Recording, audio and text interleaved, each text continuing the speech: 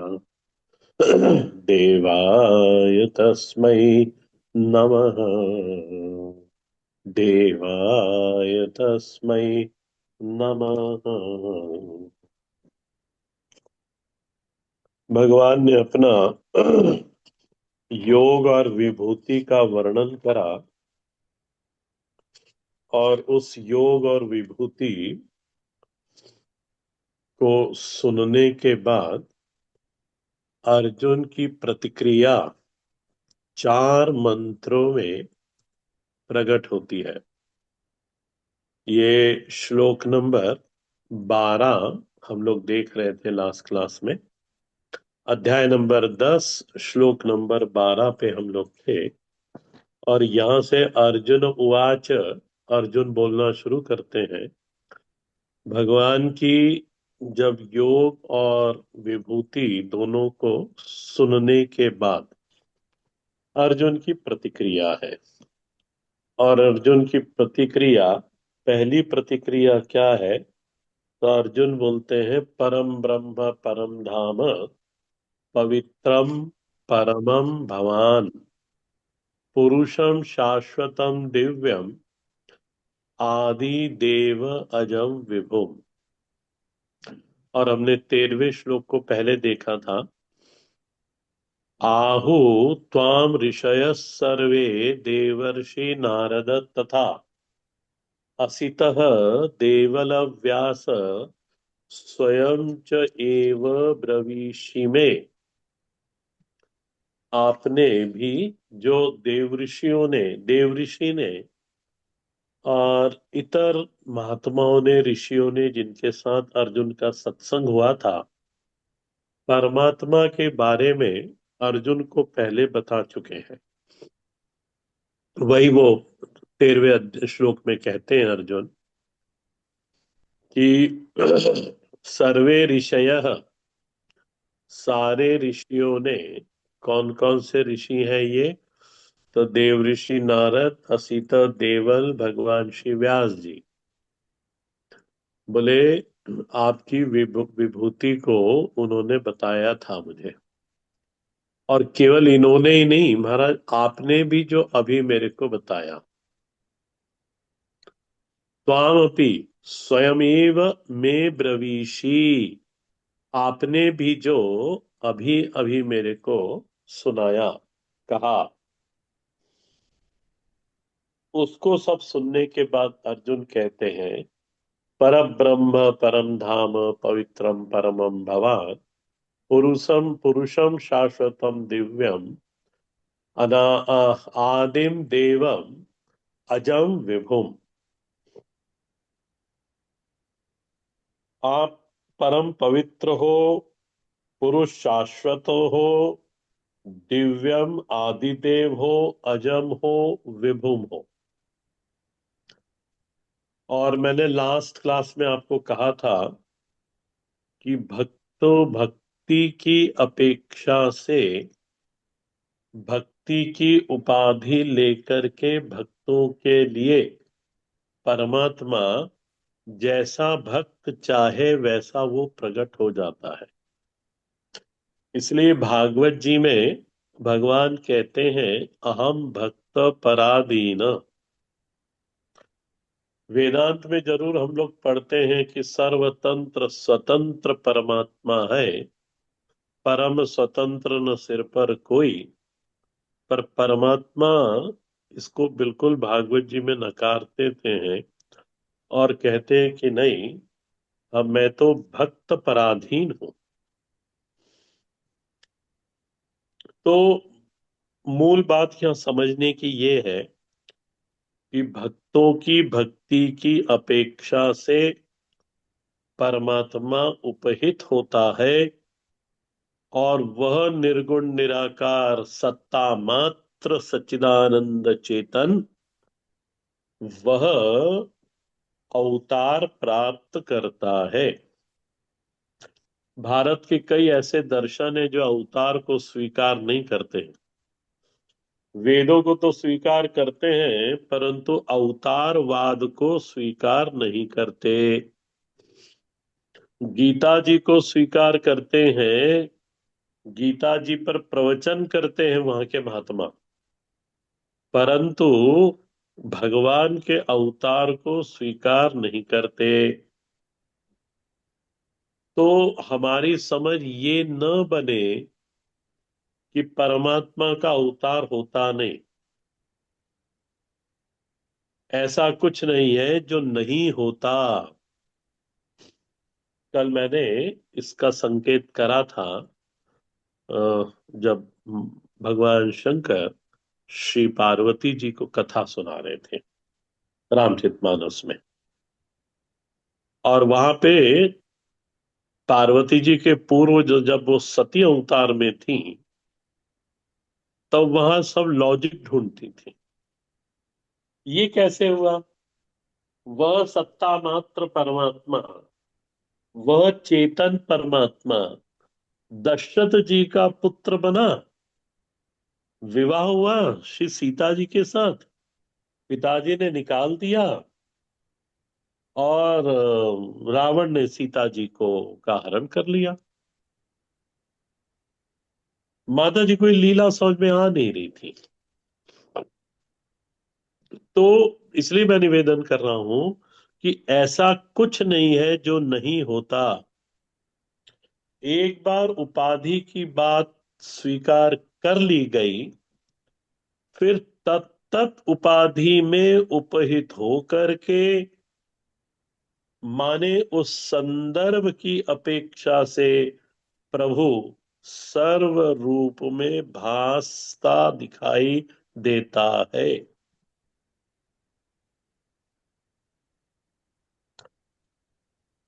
इसमें और क्या बोले कि परमात्मा जड़ रूप में भासता है।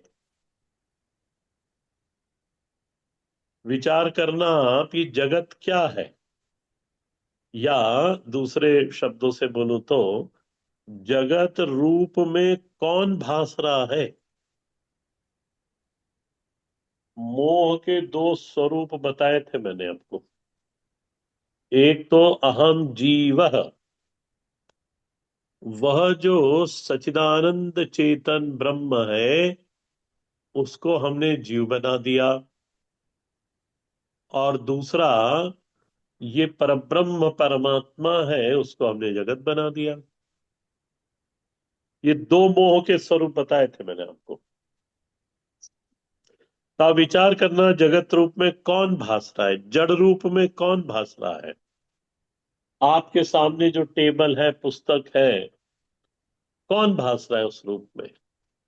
वृक्ष पुष्प लता इत्यादि है, कौन भास रहा है?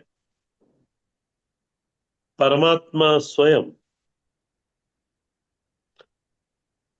अर्जुन की बात करें तो अर्जुन ऐसा नहीं कि गीता सुनकर ही भक्त बना, ना।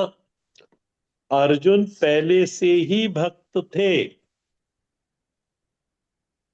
पग पग पर परमात्मा ने उनकी रक्षा की। पांडव, ये सभी भक्त हैं, सभी भक्त हैं। जितने भी पांडव हैं वो सभी भक्त हैं। चाहे वो परीक्षित को नाम ले ले, चाहे उत्तरा जी का नाम ले ले, चाहे पांचों पांडवों में से किसी का भी नाम ले ले, सभी भक्त थे। अर्जुन ने परमात्मा के बारे में न केवल सुना था, परमात्मा के वैभव को देखा भी था।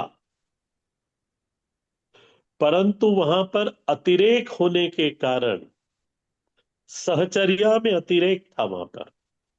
साथ साथ चलते थे, साथ साथ खेलते थे, भगवान सो भी जाते थे अर्जुन के साथ, एक थाली में भोजन भी कर लेते थे।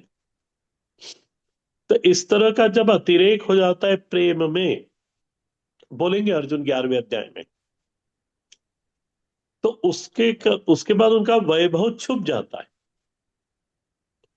और भागवत आपने सुनी होगी, तो भागवत में तीन प्रकार की लीला परमात्मा करते हैं। एक ऐश्वर्य लीला भगवान करते हैं, और एक माधुर्य की लीला भगवान करते हैं। माधुर्य में सबको आकर्षण करना। ईश्वरी लीला करना यानी ऐसे ऐसे कारनामे करना, ऐसी ऐसी लीलाएं करना जो और कोई साधारण मनुष्य कर नहीं सकता। और जो तीसरी प्रमुख लीला परमात्मा की भागवत जी में है, सौलभ्यता। इधर पर्वत उठाया, उसको नीचे रखा और खेलने लग गए बच्चों के साथ। इधर काली का मर्दन करा, बाहर निकले, फिर गेंद खेलने लग गए। दावानल का पान करा, ग्वालों को गायों को बचाया, और गले में हाथ डाल के फिर घूमने लग गए। इसको कहते हैं सौलभ्य। परमात्मा के सौलभ्य लीला के कारण उनका ऐश्वर्य छुप गया। एक व्यक्ति है जो हमारे से बड़ा मैत्री पूर्वक है, अरे तुरे से बात होती है, भवान त्वाम के साथ बात होती है। भवान यानी आप, त्वाम यानी तुम। जब समय आया तो भगवान बोल दिया, नहीं तो तू तू करके बात करते। अपनत्व में, उसमें उस व्यक्ति की जो ऐश्वर्य है वो छुप जाता है हमारी बुद्धि से। तो कहने का अभिप्राय है कि परमात्मा को अर्जुन क्या पांडव सभी जानते थे, बहुत सुना था, देखा था। और इसलिए आज वो चीज और स्पष्ट हो गई। आज तो अर्जुन की स्थिति शरणागत वाली है ना। अर्जुन थके हैं, अर्जुन हारे हुए हैं अपने मन से। और इसलिए आज परमात्मा के श्री चरणों का आश्रय लिया है, और परमात्मा जो कहते जा रहे हैं उसका प्रभाव उन पर पड़ते जा रहा है। उनको सब पूर्व का याद आ रहा है कि किस तरह से पाशुपत्र अस्त्र मैंने प्राप्त करा था। खांडव वन जब मेरे को मिला था, पांडवों के पक्ष में खांडव प्रस्थ आया था, तब उस पूरे खांडव वन में जरकंडे का जंगल था। जरकंडा यानी आप ऐसा समझो, ये जो नागफनी का पौधा होता है, कैक्टस, इससे पूरा भरा हुआ था। परमात्मा ने अर्जुन को कहा अग्नि अस्त्र चलाओ, तब परमात्मा के ही मदद से उन्होंने अग्नि अस्त्र चलाया। उसमें छुपा हुआ मैं दानव, उसको उसको अर्जुन भगवान के ही कहने पर, भगवान के ही बल से अर्जुन ने उसको परास्त करा। और वो खांडव वन इंद्रप्रस्थ में जो परिवर्तित हुआ, वो केवल और केवल परमात्मा के सहचर्य के साथ, मदद के साथ। ये अब अर्जुन को स्पष्ट हो रहा है। और इसलिए अर्जुन के जो उद्गार निकले ना, वो पर ब्रह्म परम धाम पवित्रम परम भवान पुरुषम शाश्वतम दिव्यम आदिदेव अजम विभुम, सभी संबोधन है परमात्मा के। आप परम पवित्र हो। अर्जुन कहते हैं आपकी सन्निधि में जो आ जाता है वो भी अपने आप को पवित्र ऐसा अनुभव करता है। नारायण, अरे नारायण। बोले आपकी सन्निधि में, आपकी कथा सुनने से मात्र से हमारे हृदय पवित्र हो जाते हैं महाराज। चित्त में पवित्रता आ जाती है। आपकी लीला चरित्र पवित्र करने वाला है, ये बताते हैं। ये पवित्रता एकांकी नहीं है, सर्वांगी है ये पवित्रता। सगुण की लीला हृदय को निर्मल करती है, तो सर्वम पवित्र एव, सबको पवित्र करती है जो जो इस कथा की शरण लेता है। और एक बार आपका चित्त पवित्र हुआ कि आपके विचार पवित्र होंगे और क्रिया पवित्र होती है। इस पे विचारणीय बात यहां पर एक है, विचार करिएगा आप इस पे, कि परमात्मा परम पवित्र क्यों है, हम क्यों नहीं। तो उसका हेतु, उस पर विचार करना आप लोग। मैं सूत्रात्मक इसको बोल रहा हूं, उसको खोलना फिर आप लोग, क्योंकि सरल है। द्वितीयता में अपवित्रता है। देवेश्वर जी, आपका ध्यान है? द्वितीयता में अपवित्रता है। परमात्मा परम अद्वितीय है। जैसे महाराज जी उदाहरण देते थे कि आपने पानी मांगा, प्यासे थे तो आपने पानी मांगा। माता जी भीतर से उस पानी में थोड़ा सा दूध मिला लाई, तो महाराज वो पानी तो क्या द्वितीय हो गया। अब मेरी प्यास नहीं बुझेगी उससे, मेरे को तो जल ही चाहिए था। हालांकि उसमें दूध जो जल से श्रेष्ठ है वो मिलाया गया, पर महाराज वो अपवित्र हो गया जल। वो द्वितीय हो गया ना, दो चीज हो गई उसके अंदर। ठीक उसी तरह से आकाश असंग है, इसलिए पवित्र है। विचार करना है इसके ऊपर। परमात्मा अद्वितीय है और असंग भी है, इसलिए परम पवित्र है परमात्मा। अद्वितीय परमात्मा, दो है ही नहीं वहां पे जिसका जिसका कुछ मिल जाए उसके अंदर। इसलिए अर्जुन कहते हैं कि भगवान परम धाम, आप परम धाम हो, ब्रह्म हो, पवित्र हो। और नीचे की पंक्ति में अर्जुन कहते हैं 12वें श्लोक में, शाश्वतम पुरुषम त्वाम एव।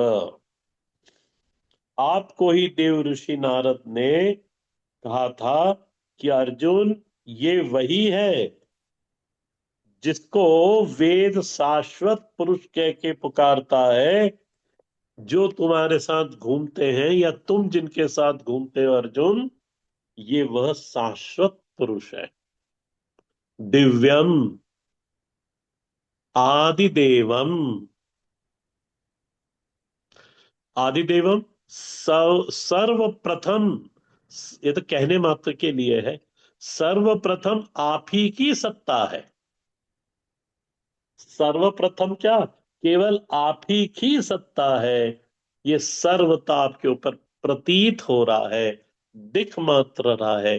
सर्व नाम की कोई वस्तु है नहीं, आप ही की सत्ता है, इसलिए आदि देवम।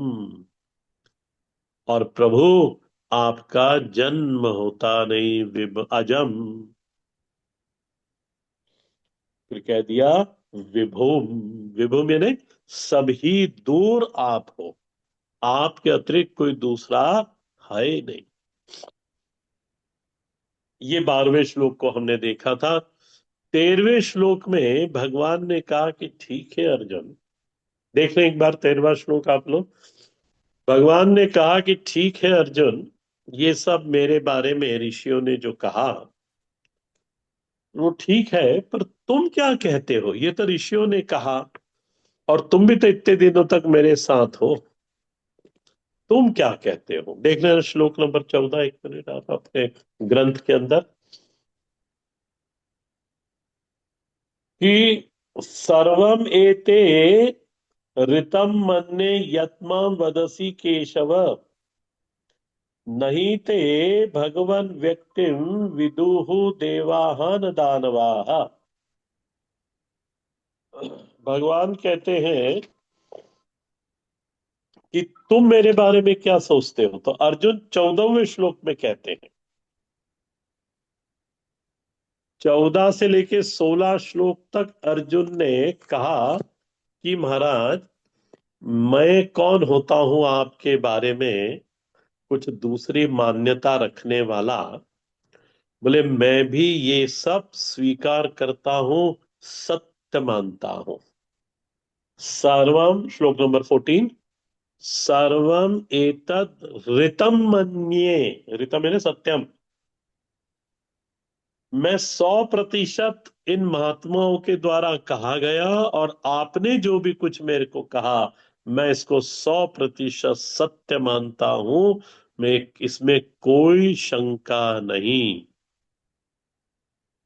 सर्वमेतदृतं मन्ये वदसि केशव, नहीं ते भगवन् व्यक्तिम विदुर्देवान दानवाः।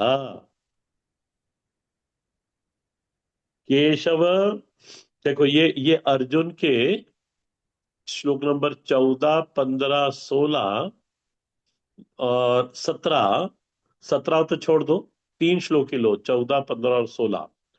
इसमें अर्जुन का मनोभाव प्रकट हो रहा है। अर्जुन ने जो पूर्व में सत्संग करा, परमात्मा के साथ की जो अनुभूति सब याद आई, और परमात्मा ने अभी अभी जो अर्जुन को अपना विभूति और योग समझाया, वो सब अब अर्जुन के बुद्धि के अंदर प्रकाशित है। और अर्जुन अपने मनोभाव को भगवान के सामने व्यक्त करते हुए कहते हैं, हे केशव, यत माम वदसी एतत् सर्वम ऋतम मन्ये। आपने जो जो मुझको कहा, ऋषियों ने, मुनियों ने, महात्माओं ने जो जो मुझको कहा, उन सब को मैं 100% सत्य मानता हूं। इसमें कोई शंका नहीं। ये अर्जुन के हृदय की श्रद्धा और भक्ति दोनों इन श्लोकों में प्रकट हो रही है। अर्जुन के भीतर की श्रद्धा और जो समर्पण है, वो इस तरह से कहलवा दे रहा है कि केशव, यद्माम वदसी एतत् सर्वम ऋतम मन्ये। यदि आप कह दोगे कि अभी चांद तारे दिखाई दे रहे हैं, तो मैं कोई ऊपर अब मुख उठा के चांद तारे को देखूंगा नहीं। मैं बस मान लूंगा कि हाँ, अभी चांद तारे दिखाई दे रहे हैं। ये अर्जुन का समर्पण परमात्मा की ओर है। जिसके प्रति, ध्यान देना, ये सिद्धांत है, जिसके प्रति मन समर्पित हो जाए, मन विसर्जित हो जाए, तो जो वह व्यक्ति जो भी बोले, जो भी करे, वो सब ठीक है। ये अर्जुन की स्थिति देखते हैं। लौकिक स्थिति भी ऐसी होती है ना, जिससे प्रीति हो जाए, जिसके प्रति प्रीति हो जाए, वो व्यक्ति कुछ भी बोले, कुछ भी चाहे गलत बोले। ये लौकिक व्यवहार में भी होता है। परंतु यहाँ तो अलौकिक बात है, गीता जी है ना। तो अर्जुन परमात्मा के प्रति समर्पित है। अर्जुन की बुद्धि और मन परमात्मा में विसर्जित हो गया, और तभी उनके मुख से ये उद्गार निकल रहे हैं कि केशव, यद्माम वदसी एतत् सर्वम ऋतम मन्ये। मैं इनको सत्य मानता हूं। इसके विपरीत देखना, जब बुद्धि अभिमान से ग्रसित रहती है, ध्यान से सुनना, जब बुद्धि अभिमान से ग्रसित होती है, तब तक हम परीक्षा करके विश्वास करने में वो रखते हैं कि नहीं, पहले परीक्षण कहाँ है, उसका हम सत्यापन करेंगे, और सत्यापन करने के बाद फिर हम उसमें उसको विश्वास करेंगे। यहां पर मैं की प्रधानता है। कौन ऐसा करेगा? जो अभिमान ग्रस्त व्यक्ति होता है, वह मैं की प्रधानता है। वह मैं में समर्पण नहीं है, वह मैं में विसर्जन नहीं है। जहां मन समर्पित है, जहां मन विसर्जित है, जहां पर मन में श्रद्धा है, जिसके प्रति मन में श्रद्धा है, ये सब जोड़ लेना, वहां जीव को ब्रह्म मानने में कोई दिक्कत होती नहीं। देखो, हमको अनुभव नहीं है इसका, पर शास्त्र बोलता है जीव ही ब्रह्म है। आचार्य बोलते हैं कि जीव ही ब्रह्म है। और क्योंकि वहां पर हमारा समर्पण है शास्त्रों में, आचार्य में, तो उसको सहज स्वीकार करने में हमको कोई दिक्कत नहीं है कि ठीक है, हमें आज नहीं आ रहा समझ में, पर आचार्य बोल रहे हैं, शास्त्र बोल रहे हैं। मनुष्य ज्यादातर अपनी बुद्धि पर ही भरोसा कर लेता है, और दूसरे की बुद्धि पर वो नहीं करता भरोसा। विचार करके देखना इसको। दूसरे की बुद्धि गलत और मेरी बुद्धि ठीक, इस पे विचार करना, तब समझ में आएगा। विचार करना, क्या आज तक बुद्धि ने धोखा नहीं दिया? मेरी बुद्धि ने,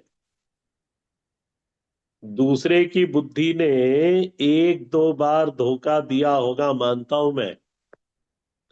और हमारी बुद्धि, समझना इसको, अनादि काल से धोखा देती आ रही है। कैसे? अरे तुम जीव हो। हाँ, अब पकड़ में आए, ठीक। बढ़िया, यही समझ में। श्रवण करते ही मनन हो जाना चाहिए। हमारी बुद्धि अनादि काल से हमको धोखा देती चली आ रही है कि हम जीव हैं या तुम जीव हो। और हम सही गलत की जांच हम अपनी बुद्धि से करते हैं। श्रद्धा हमारी कहाँ है? हमारी बुद्धि पर। और हमारी बुद्धि कैसी है? ये ऐसी है, वो कह रही तुम जीव हो। अच्छा, जिस बुद्धि में श्रद्धा है दूसरे के प्रति, और दूसरा यहां पे कौन है? आचार्य, शास्त्र, परमात्मा। उसकी पहचान क्या है? तो श्लोक नंबर आप ले लेना, 14, 14वां श्लोक। जिस बुद्धि में श्रद्धा है, समर्पण है, विसर्जन है, किसके प्रति? ये बड़ा बड़ा मूल प्रश्न है। तो ऐसा ले लो, परमात्मा के प्रति, शास्त्र के प्रति, आचार्य को भले आखिरी में रखो, आचार्य के प्रति। तो उस बुद्धि का वो बुद्धि से उद्गार क्या निकलेगी? वो बुद्धि हमारे मुख से क्या कहलवाएगी? सर्वमृतम मन्ये भवान, भगवान, यत मया वदसी। पहली लाइन है 14, चैप्टर 14 श्लोक की। सर्वमृतम मन्ये भगवन यत माम वदसी। इसलिए भगवान ने आपको स्मरण दिला करवा दो, तुरंत श्लोक नंबर पहला निकाल लेना इसी अध्याय का। इसलिए भगवान ने श्लोक नंबर 1 में कहा था, यत्ते अहम प्रियमाणाय वक्ष्यामि हितकामया। यत्ते हम, भगवान ने अर्जुन की आंखों में वो प्रीति को देखा। भगवान ने अर्जुन की आंखों में उस भरे भरोसे को देखा। भगवान ने अर्जुन की आंख में उस समर्पण को देखा, उस विसर्जन को देखा स्वयं के प्रति।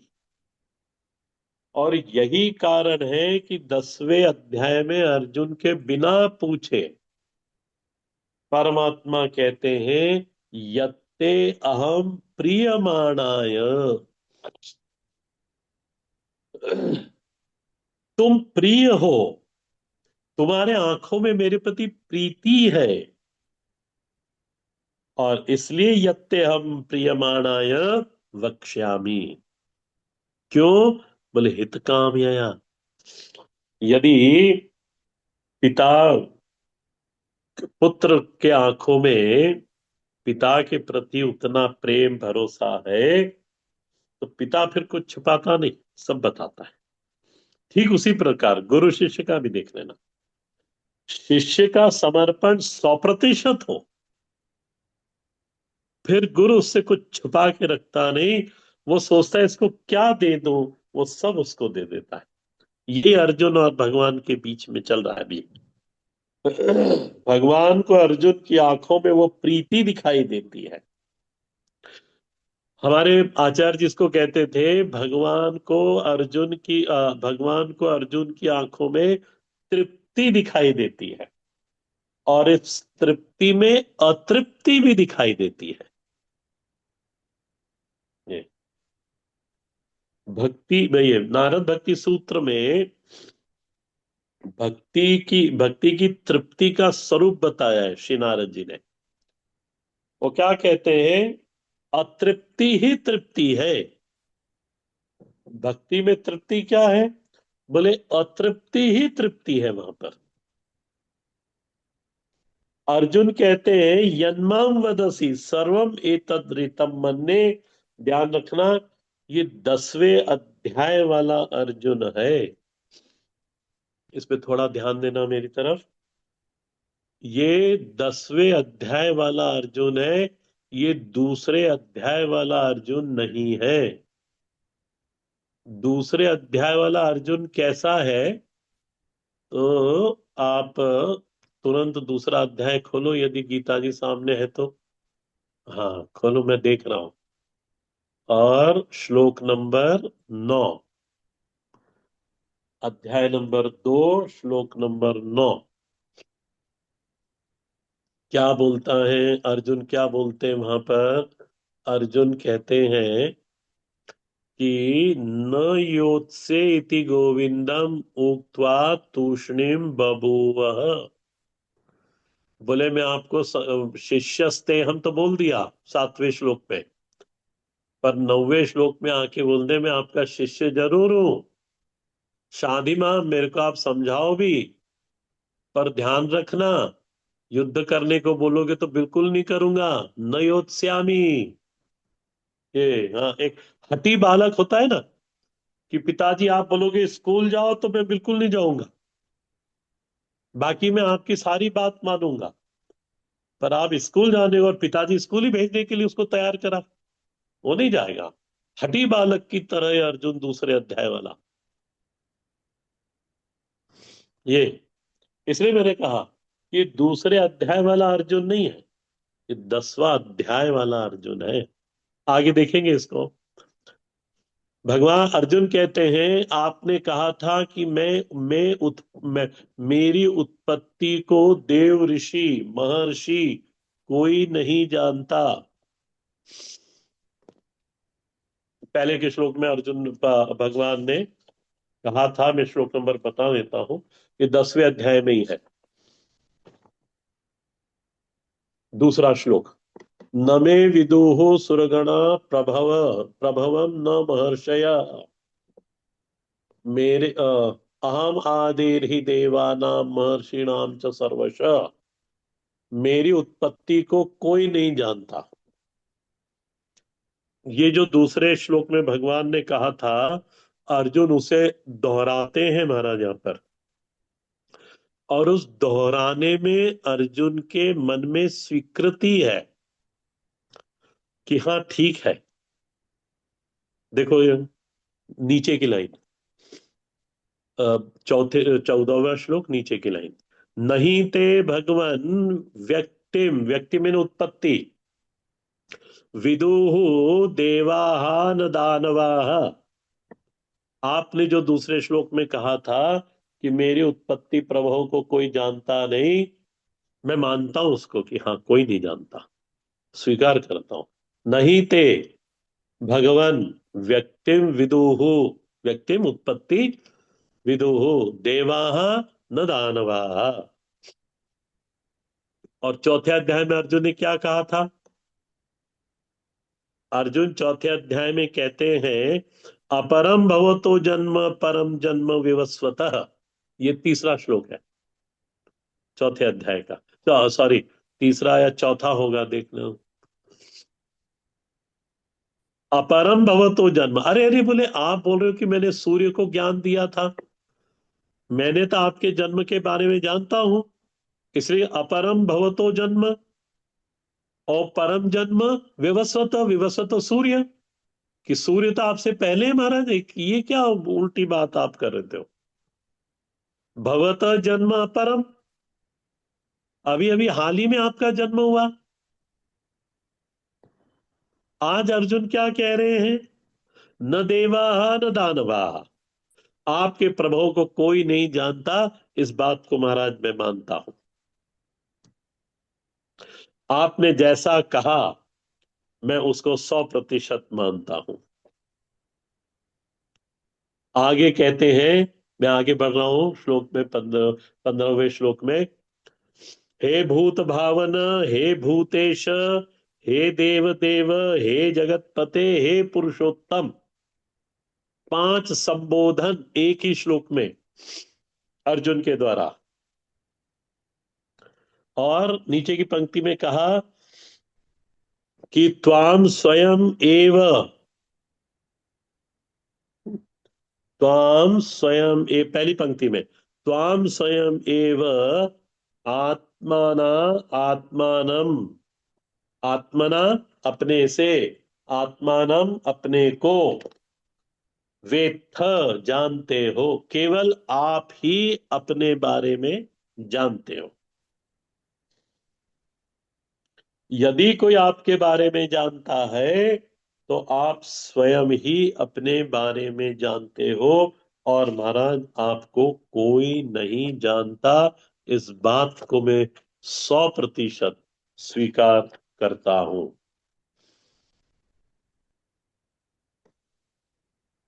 देखो, इसको समझ लो। योग और विभूति का वर्णन है यहां पर। तो योग को, परमात्मा के योग को, परमात्मा के तत्व को, परमात्मा के याथात्म्य को जो जानता है उसको वो कहलाता है ज्ञानी। ध्यान देना। जो परमात्मा के यथार्थ स्वरूप को जानता है वो ज्ञानी कहलाता है। लेकिन परमात्मा स्वयं ही अपना वैभव जानते हैं, और कोई नहीं जान सकता परमात्मा के वैभव को। इसलिए वो शब्द को पकड़ना, 15वें श्लोक का, स्वयं एव त्वाम वेत्थ, आप स्वयं ही अपने बारे में जानते हो। इसी श्लोक में से श्री नानक जी ने लिखा, तुम्हारी गत मत तुम ही जाने। आपकी गत मत महाराज आप ही जानते हो, हम नहीं जान पाते। मैंने दोनों को अलग कर दिया। योग को जानने वाला ज्ञानी कहलाता है, परंतु वैभव को कोई जान नहीं सकता। परमात्मा के वैभव को परमात्मा ही जान सकता है। किसने सोचा था कि कुरुवंश की सभा में परमात्मा कपड़ा बन के आ जाएंगे? किसने विचार करा था? किसी ने नहीं माना। परमात्मा कपड़ा बनकर आ गए। एक, तो स्वयमेव त्वम वेत्थ। पूर्व अध्यायों का अर्जुन, यानी पूर्व अध्याय का अर्जुन, यानी मैं दूसरे से लेके छठे अध्याय तक की बात कर रहा हूं। वो अर्जुन अलग है। वो ज्ञान ज्ञान की चर्चा है वहां पर। और जो अर्जुन ने इसकी शुरुआत हुई 7वां अध्याय में से, 8वां, 9वां और ये 10वां, 10वें अध्याय का अर्जुन भक्ति से द्रवित है। इसलिए ज्ञान की महिमा इतनी नहीं है। वो जो छठे अध्याय तक का ज्ञान सुना है, वो और अब क्या बोलते हैं उसको, पकने लगा। और पककर अर्जुन का जो व्यक्तित्व है वो पिघल गया। ये उसका व्यक्तित्व द्रवीभूत हो गया। भगवान के संबोधन पर संबोधन करता है। मैंने बताया ना, 5 संबोधन है। हे भूत भावन, हे भूतेश, हे देव देव, हे जगतपते, हे पुरुषोत्तम। क्या कहूं मैं प्रभु आपके बारे में। मेरे पास शब्द नहीं, विशेषण नहीं। आप उन सब से परे हो। देखो यहां पूरा करता हूं मैं। इन श्लोकों में शब्द से ज्यादा अर्जुन के मनस्थिति देखनी चाहिए। अर्जुन की बुद्धि की प्रौढ़ता। लोग कहते हैं कि दूसरा अध्याय बहुत अच्छा है, दूसरा अध्याय हाँ अच्छा है, हम मानते हैं। पर जो सातवें से महिमा है वो दूसरे अध्याय उनकी शरण में आ जाता है महाराज। तो बुद्धि की प्रौढ़ता, अर्जुन की बुद्धि का विसर्जन, अर्जुन की बुद्धि का मिथ्यत्व सिद्ध हो जाना, उसकी मनोदशा, बुद्धि का, मन का, सबका मिथ्यत्व सिद्ध हो गया परमात्मा के सामने। इस तरह अर्जुन पूरी तरह से भगवान को समर्पित है। अब आगे ही जो 16वां श्लोक है उसमें और 17वें में, 16वें श्लोक में प्रार्थना है भगवान से और 17वें श्लोक में प्रश्न है। यह हम आगे की क्लास में देखेंगे। इतने पे आप विचार करना और उसको पक्का कर लेना, तो ये बाकी के फिर अध्याय तो सरल हो जाएगा। शुरुआत के श्लोक कठिन है सब इसके अंदर। आपदां परहर्तारं दातारं सर्वसंपदां लोकाभिरामं श्रीरामं भूयो भूयो नमाम्यहम्।